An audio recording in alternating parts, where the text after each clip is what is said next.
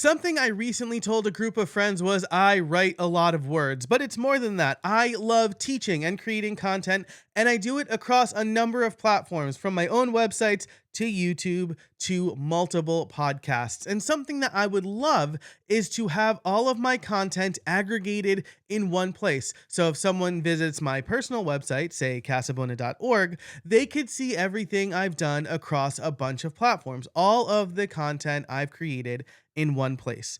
And luckily, most of the internet still runs on RSS feeds and Zapier exists. So today, I'm going to show you how to create an automation that when a new item is added to an RSS feed, you send it over as a post or an article to your website. Let's get started.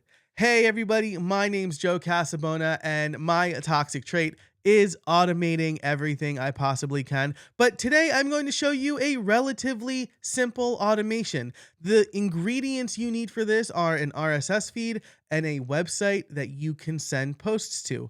I'll be using WordPress, but you can use any platform that connects to Zapier. Let's dive into it. The first thing you need to do before we even start the Zapier process is grab your RSS feed. So my Streamline Solopreneur show is over in Transistor, and if you go to the distribution tab in Transistor, you can grab the RSS feed and copy it to your clipboard. The distribution feed likely exists on most hosts, so if you are doing this for your podcast, have a look around your dashboard. Your feed will definitely be available because your feed is how you get your podcast to other places. Now, if let's say you are using another WordPress site, an example is I was publishing articles from the podcasthost.com for a while.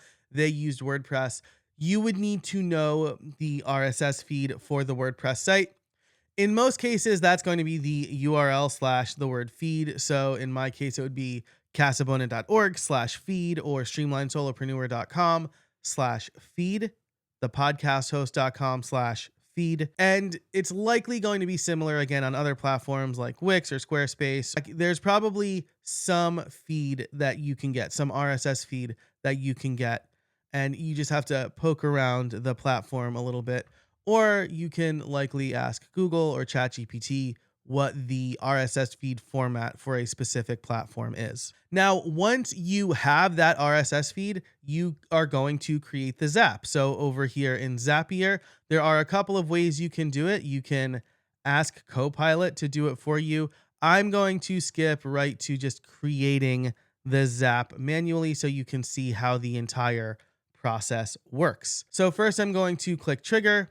And one of the popular built-in tools right here is RSS. And so let's get rid of this thing. I'll try to make this as big as possible so you can see it.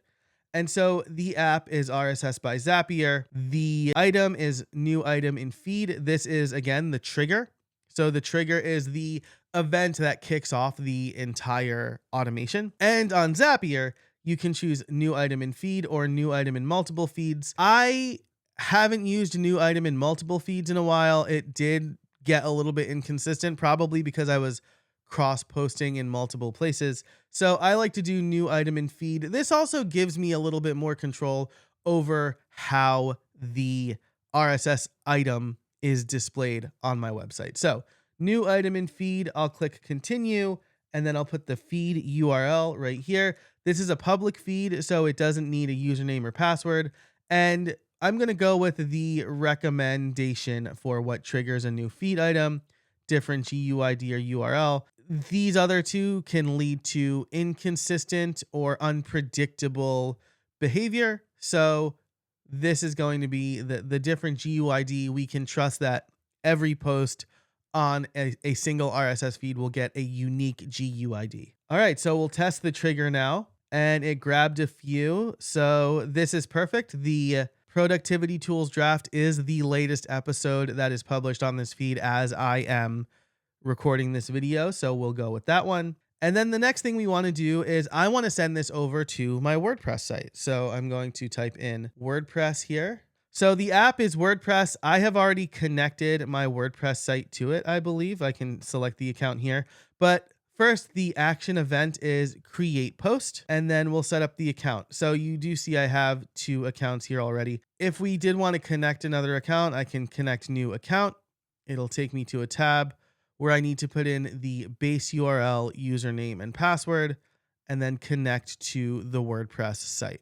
Now, if you want to see me do that, walk through how to connect a WordPress site and some of the deeper integrations of WordPress with Zapier, leave a comment below and let me know. Say, I definitely want to see more WordPress Zapier integrations. Now, the other thing I should mention here is you do need the Zapier for WordPress plugin if you are specifically connecting to WordPress.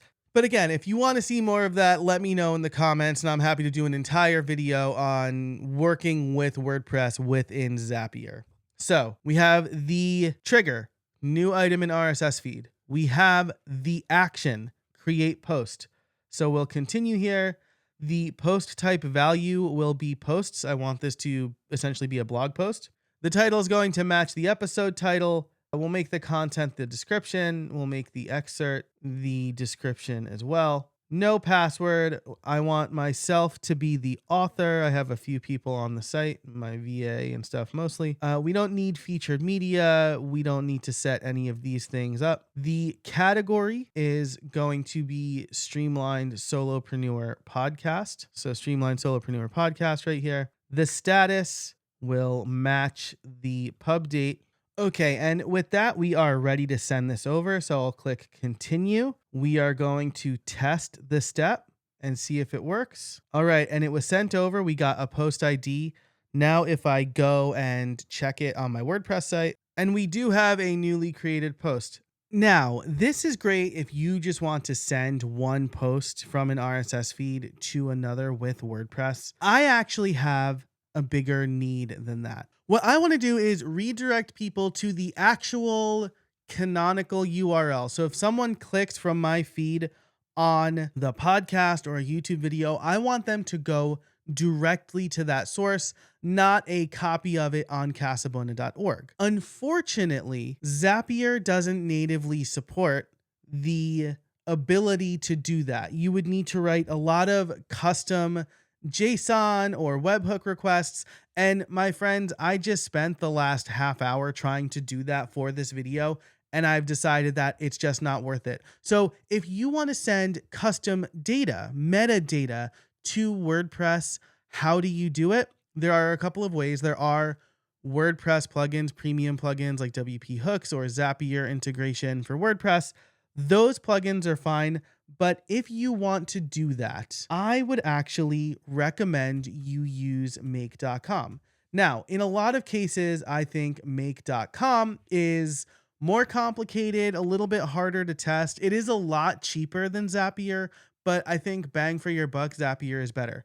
However, in this instance, you can watch an RSS feed. The setup is very similar to how we did it in Zapier. But when you create a WordPress post, there is a section below for meta or custom fields.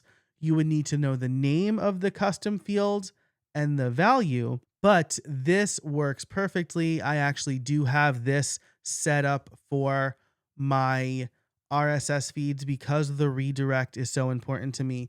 And so if you want to see how to do that in either Make or Zapier, I will take the time. I just didn't want to include it here because it's very technical.